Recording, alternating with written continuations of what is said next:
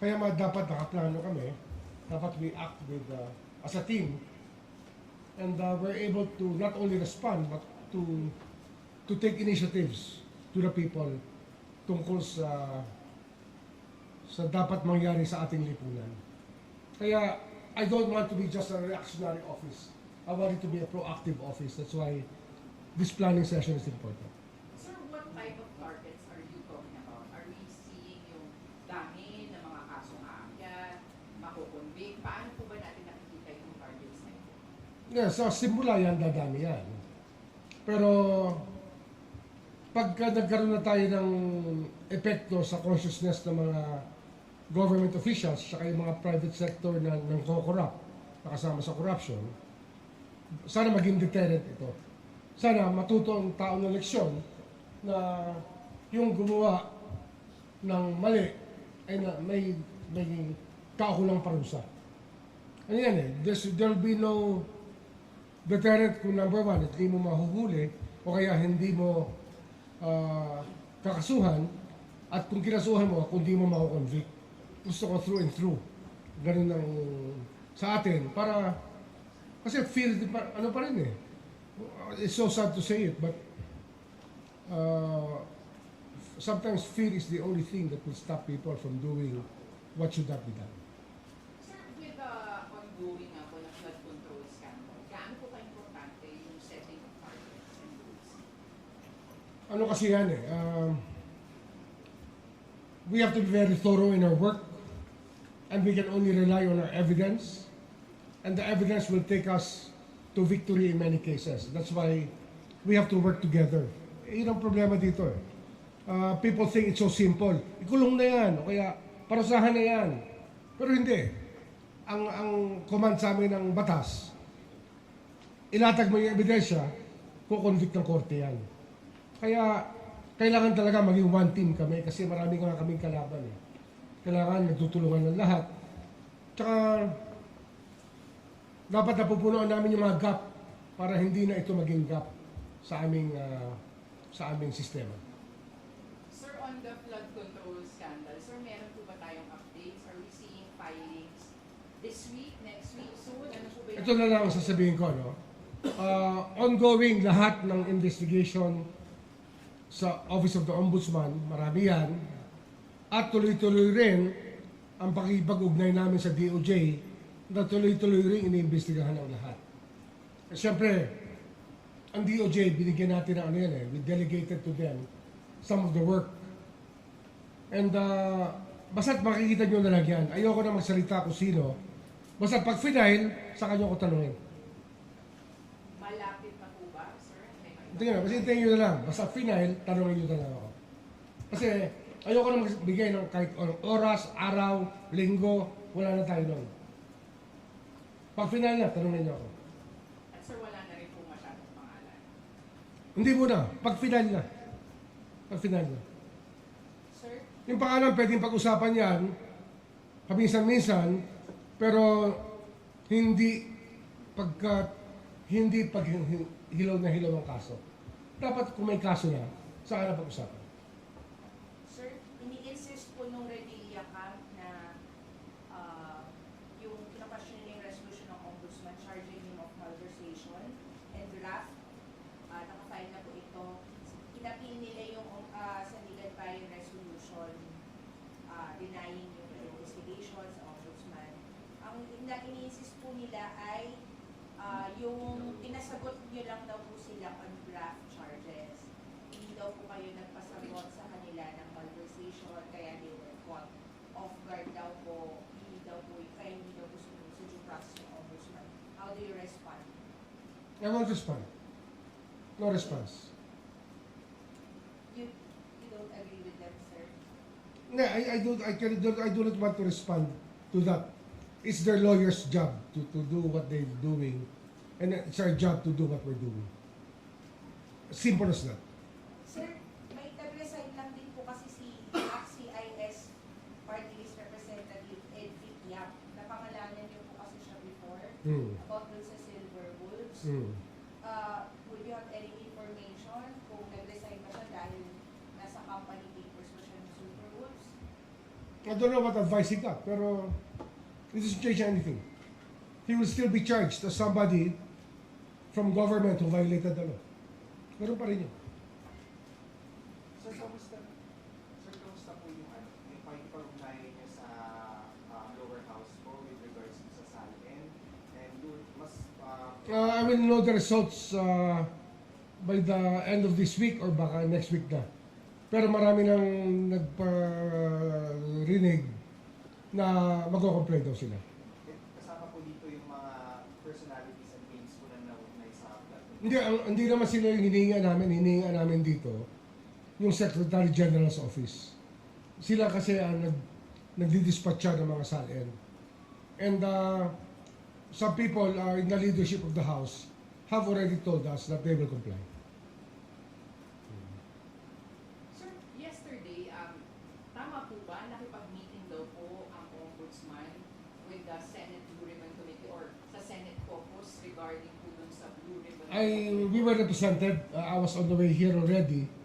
Ang nagpunta ron si A.O. Miko. Went to the Senate for that. Gaano po sir ka-importante yung pakikipag-ugnayan sa ngayon with the upcoming na lalabas na po na Blue Ribbon Committee report? Mahalaga yun kasi nagis na namin ang maraming kaso at nagkaroon kami ng laman sa kaso dahil sa Blue Ribbon Committee hearings. Doon naglalabasan yung maraming facts at maraming testigo. So, dapat igalang talaga ang Blue Ribbon when it comes to that. No? I congratulate Senator Ping Lacson for being a great chairman of the Blue Ribbon Committee. Sir, yung mga recommendations nila doon, yun po ay atin na pong tatanggapin as it is, i-evaluate. Ano po yung mangyayari? Ano yan eh, syempre we look at the evidentiary value of everything that we can get. Kasi yung evidentiary value yung ating hinahanap eh. Kasi ang trabaho namin talaga, maglatag na ebidensya. Diba? So, it guides us to the proper direction. It gives us clues on what more questions to ask. And of course, it makes us think of how we can present them as evidence. Pero yun, malaking bagay kasi yung ginawa ng Blue Ribbon Committee dyan. Sir, any example of evidentiary value to you dun sa Blue Ribbon Committee na magagamit nyo talaga dun sa inyo? Yung mga testimonies ng witnesses, na state witnesses ngayon.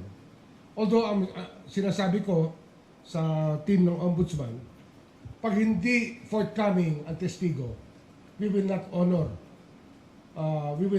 honor any immunity pag hindi forthcoming ang testigo. Kinakailangan talaga forthcoming ang mga testigo. Pag meron silang iniiwasan na topic o subject, magbabago lahat yan. Kailangan forthcoming ang testigo. Sir, babawiin ang pagiging state witness. We can do that. Sir, may nakapila po bang state witness for consideration? Maraming gustong tumestigo, pero kailangan i-develop isa-isa eh. Kasi nga, ang problema rito, ang tao iniisip ang politics eh. Yung politika for the next few years, iniisip nila, pag bago gobyerno, libre na kami. Hindi po ganun yan. Tuloy-tuloy po ang trabaho namin. Sir, are you concerned kasi may napapabalitang Senate leadership? So baka pag may bago kasing Senate leadership, nababago rin yung chairmanship, including the Blue Ribbon. Are you concerned na mapapalitan? Actually, ang politika niyan, wala sa amin yan. Sa kanila ang politika niyan eh. Basta sa amin, kung meron kami makukuha na impormasyon sa Blue Ribbon, di mabuti. Kasi nga, makakatulong sa trabaho. Yung trabaho namin naman does not rely on the Senate eh.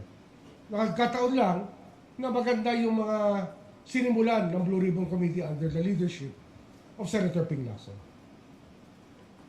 Sir, in your program last Saturday, nagbiro po ata kayo tungkol dun kay Senator Soto na huwag siya dapat mag-alala sa kanyang posisyon.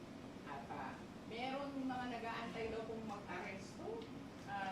Ano pong ibig niyo pong sabihin doon? Biro lang po ba talaga ito? Hindi, ano yan eh, running,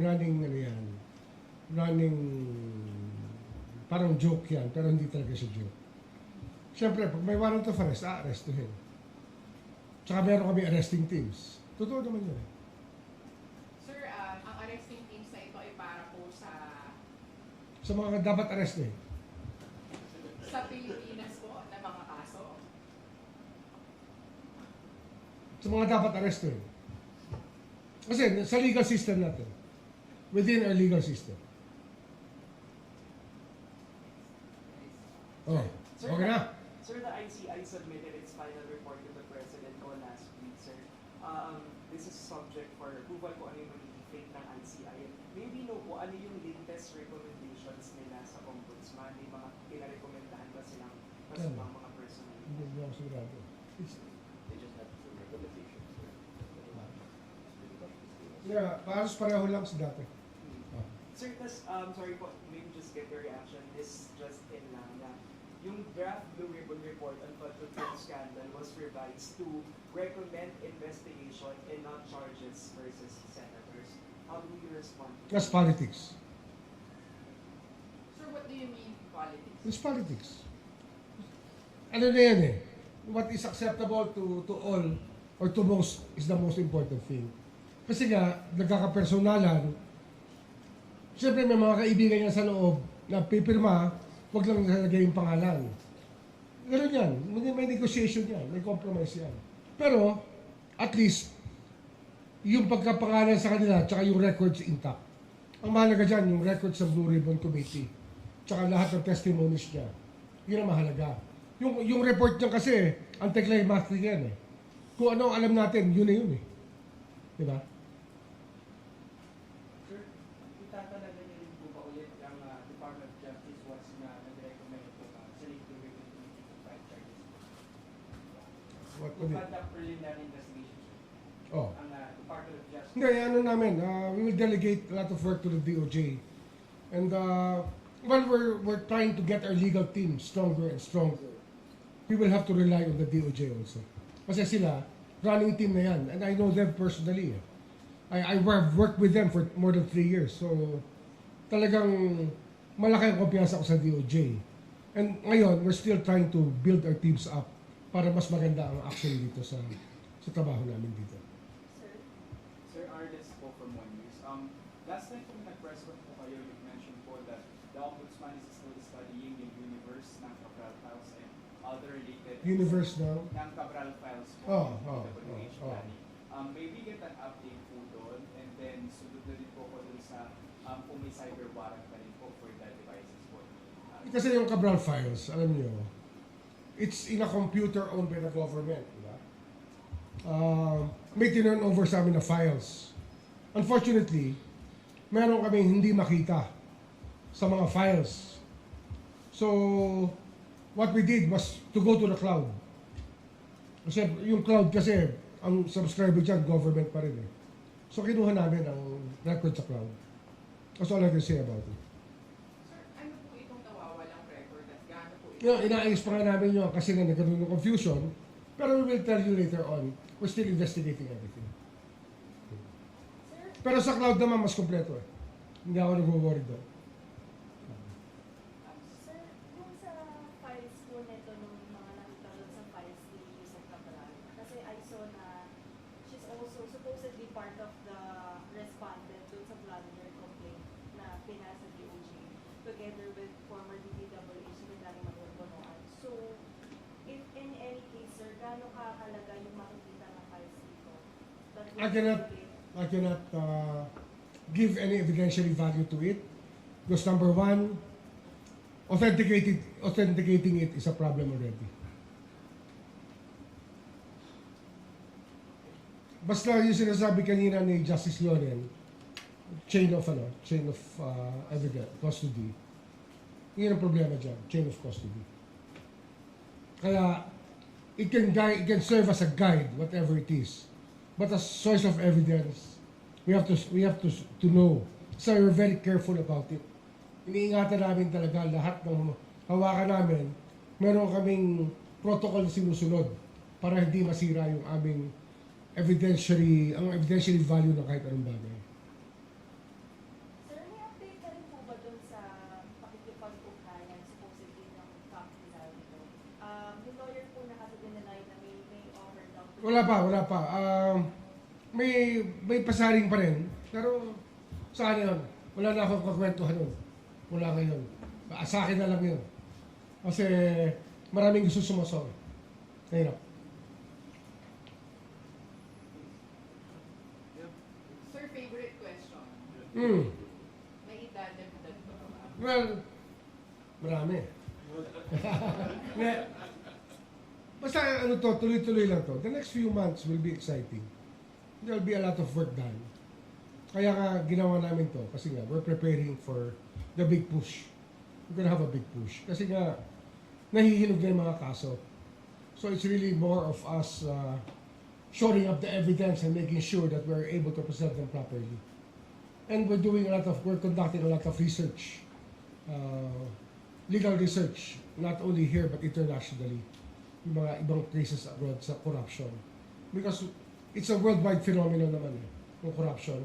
How each country deals with it is important because in the end, we look at other systems when we do not have the precedents here. We look at other precedents. Yun ang ating aim dyan. Okay? Oh, enjoy Baguio. Ha?